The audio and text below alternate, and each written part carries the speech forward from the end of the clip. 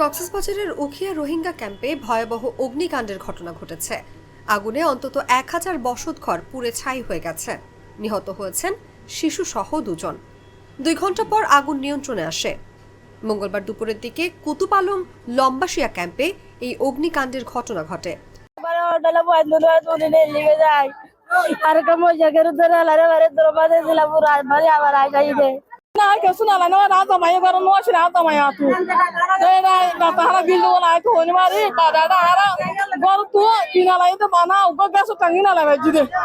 নিহতদের একজন উখিয়ার Kutupalong Rohingya camp 1 C ব্লকের মৃত সুলেমানের ছেলে আবুল খায়ের। তবে নিহত শিশুর পরিচয় পাওয়া যায়নি।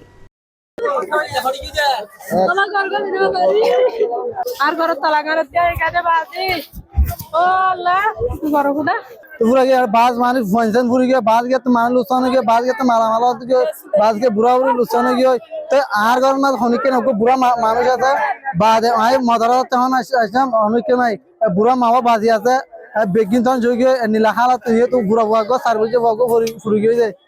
উখিয়া থানার ভারপ্রাপ্ত কর্মকর্তা আরিফ হোসেন এসব তথ্য নিশ্চিত করেছেন।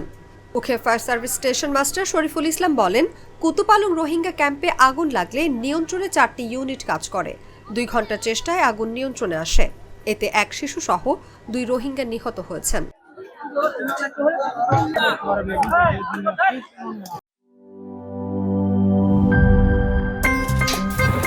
আমার একটা স্মার্ট সিদ্ধান্তে 25% গ্যাসের খরচ কমেছে। ভাবছেন কিভাবে? সাধারণ গ্যাস স্টোভ বদলে আমি এনেছি আরএফএল গ্যাস স্টোভ। এর সাইন্টিফিক নজল ও ব্রাস বার্নার ক্যাপ সমানভাবে তাপ ছড়িয়ে রান্না করে দ্রুত। তাই গ্যাসও বাঁচায় 25%, টাকাও বাঁচে 25%। আরএফএল গ্যাস স্টোভ নিরাপদ ও গ্যাস সাশ্রয়ী।